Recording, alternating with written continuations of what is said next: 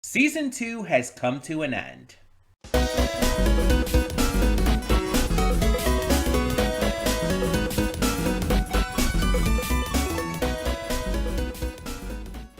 Hey everyone, welcome to Princess of Gay. I'm your host Connie, and today we are finishing off new Panty and Stocking, which surprised me because it's like I knew this season had 13 episodes, and then I saw like online it's like, oh, Panty and Stocking, new Panty and Stocking has finished. I'm like, wait, what? There were only 11 episodes released so far. Shouldn't this only be episode 12? And then I found out episodes 12 and 13 were both released at the same time. Don't know why they did that, but all right. Maybe it's a two-parter. Maybe like episode 12 starts the final plot line that goes into episode 13. That's the only thing I could think of. Because otherwise, I don't fucking know. But yeah, this is the end. I mean, we had been waiting for this for so long. I mean, most people more than me, and we finally got season 2, and now it's just about over. So we'll see how it ends and hope for the best, of course. This season has been great and has had some like really good moments and episodes and segments overall. I don't know if I would say it's better overall than season 1 in terms of content. I would say that the voice acting of season 1 is notably better. And the only thing I'll give this season is that, it did have like better, more accurate voice acting for people of color, allowing, people of color to voice characters of color. And there were just, in a lot of cases, better representations visually for them as well. I saw a post going around social media showing like, oh, this is how black people were portrayed in season 1. This is how black people were portrayed in this one. And it's like in the season 1, it like showed a black character with the massive lips and everything. And people have also pointed out Garter Belt's change and how they've become more respectful with his portrayal and stuff in that regard. So yeah, I do think that there's a lot that they've improved on. I think that there's a lot of changes they've made that have been for the good. But, and I know, again, I've stated this in the past, I know why they changed voice actors. I do. Different studio handling it and all, but they really should have at least gotten Jamie Marchi and Monica Rial back. They absolutely could have. It's just like, and again, the new VAs are good. I like them. But Jamie Marchi and Monica Rial made these characters. They don't work as well without those voices. They just don't. And that's okay to admit. It is okay to admit when a character is intrinsically linked to a voice. It's like, for example, as absolutely terrible and fucked up as Vic Mignogna is, no one else could ever be Edward Elric.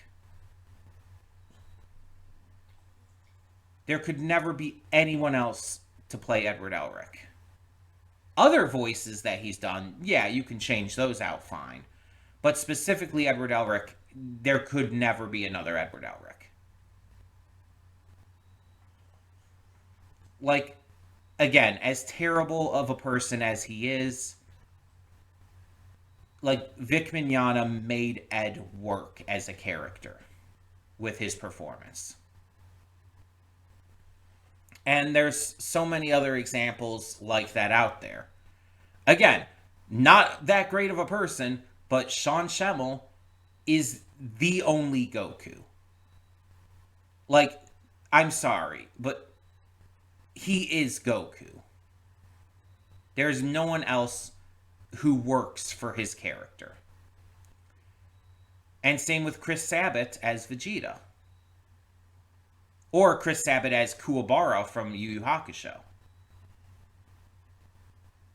Some characters are so intrinsically linked to a very specific VA that it's just there is no one else who has or could ever perform that character and have it sound right, have it work in any degree.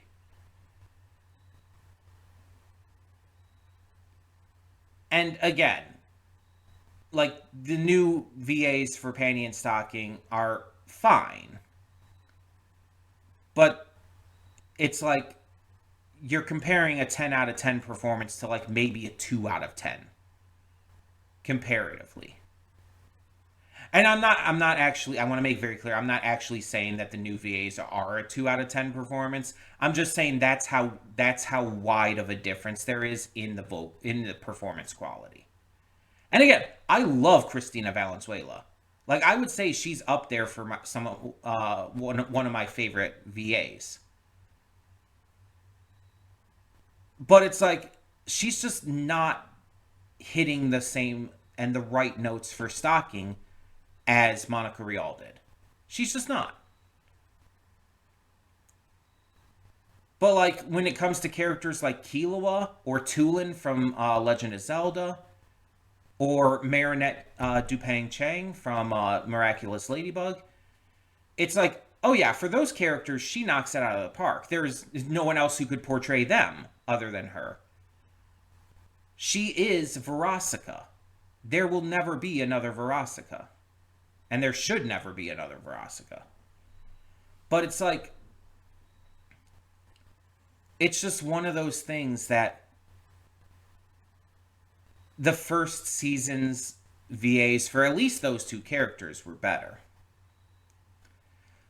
But season 2 has had some really good new VAs come in, like for the Angel Bros.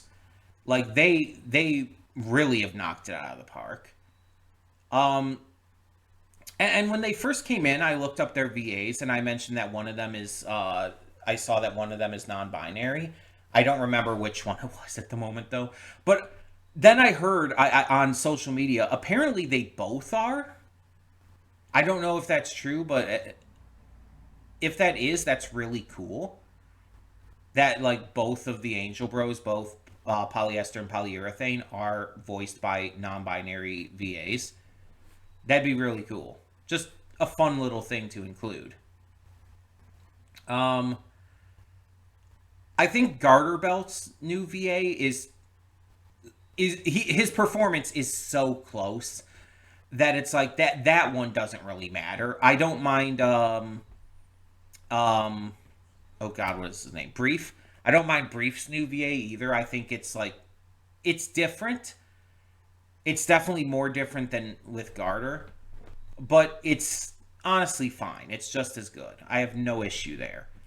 Chuck is a little disappointing. He just doesn't sound like Chuck to me anymore.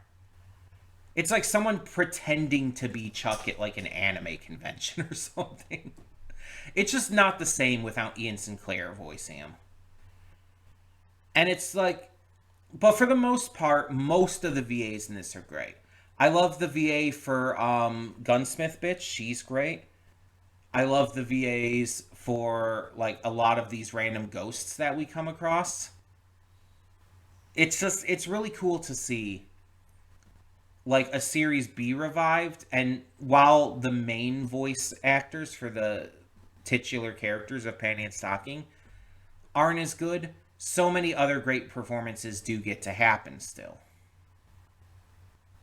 So, yeah.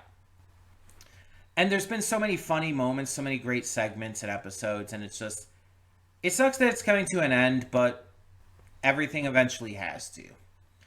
So, let's get this taken care of, because I've already been talking long enough, and see what these final 2 episodes have in store for us.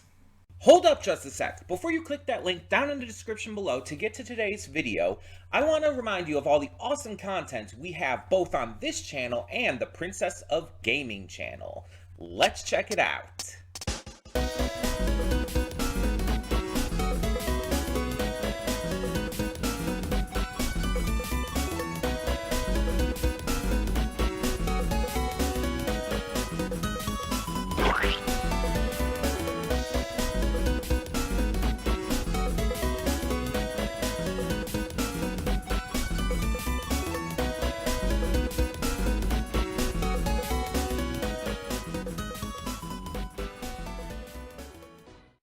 And we are back, and we'll begin with spoilers in 3, 2, 1 now.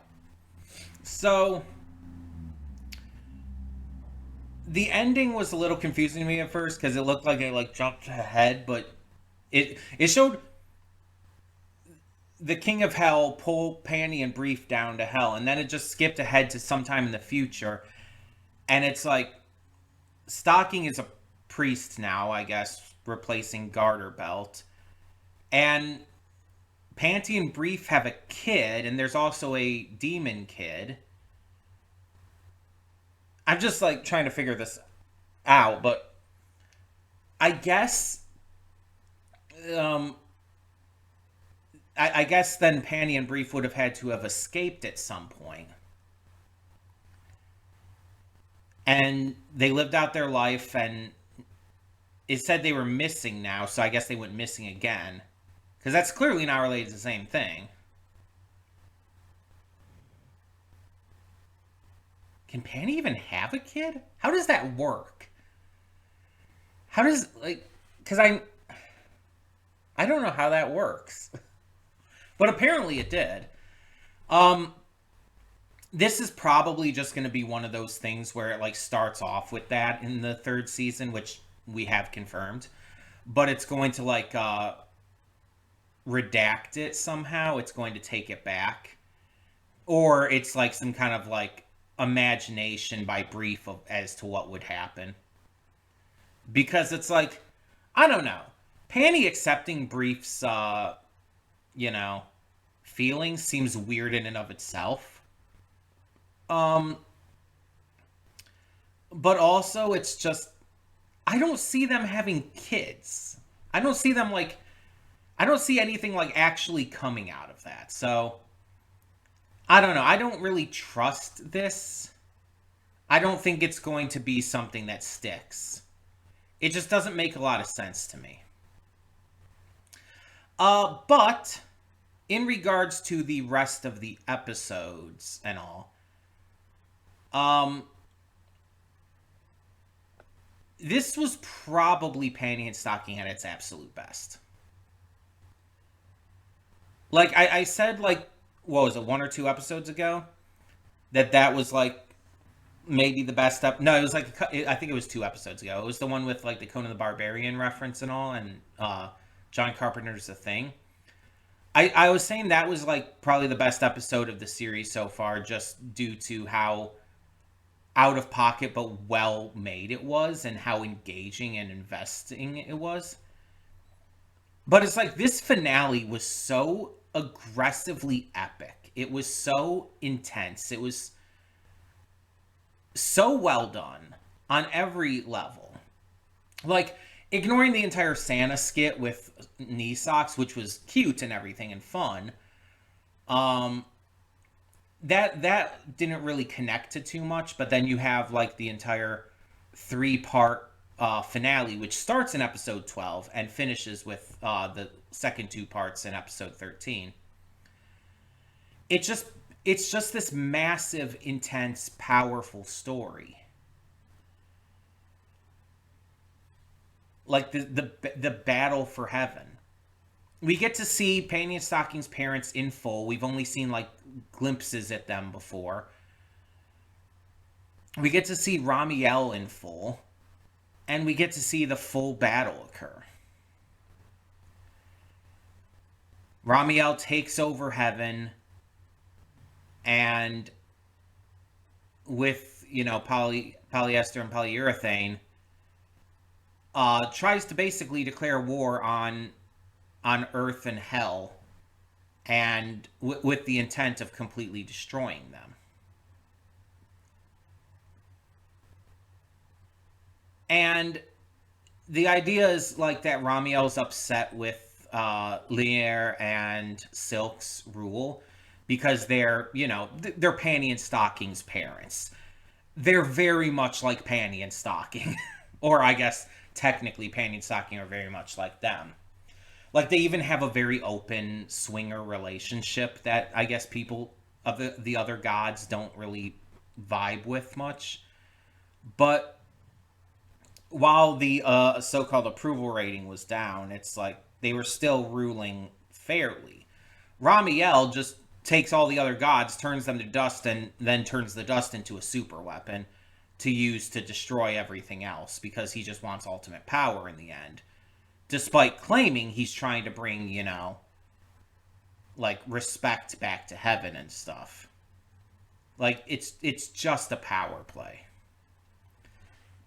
Um Obviously the big like highlight of the episodes is everyone working together. Um after Panty and Stocking declare that like they accept everyone as their family and all, and have this big speech that basically amounts to the found family trope, which, as I've stated time and time again, is my favorite trope in anything. It's really important to me personally, and is something that I very much hold like very dear to myself. So it's like any show, game, movie that touches on that, like that's just an instant like plus for me. Um and it's like I've already kind of considered that to be the case with them. It's like as much as like they bicker with like Scanny and knee socks and everything, and as much as like Panty looks down on Bree for anything, it's like they're absolutely family. It's like that's never really been in contention in my eyes.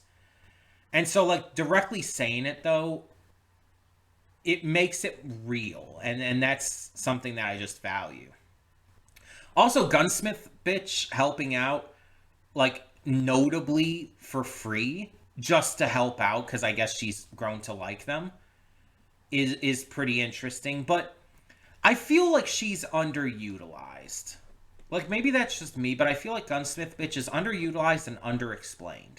We still know practically nothing about her true nature. And like I don't feel like we have a reason to believe that she would help them out for free in this situation. It just doesn't really track for me. But Garter Belt helping out, of course, everything that Brief goes through. And then Chuck and Fastener, like, what the fuck is going on with them? Like, what is their true nature? Because we really don't know that either. We got to see, like, the gates to hell. We got to see a good amount of heaven. Obviously, all three of the parts for the main finale were named after the first three episodes of Star Wars. Um, the prequel trilogy, I obviously mean, not like the first three parts, as in parts or episodes 4, 5, and 6. I do specifically mean episodes 1, 2, and 3 of Star Wars. You kind of have to specify that, weirdly enough. Um, it was just like it was just epic. It was just this grand epic finale that really felt like it was the conclusion of everything this season had set up.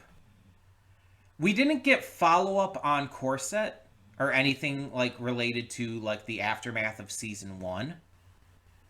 We kind of just moved on to the entire Heaven War plot line, which is a little disappointing. But if season 3 is going to focus a lot on Hell with the King of Demons, Scanny and Nisok's father, as well as possibly others, we likely could see Corset again with that. That could come back into play. I'm just very, very interested in what that's all going to be about.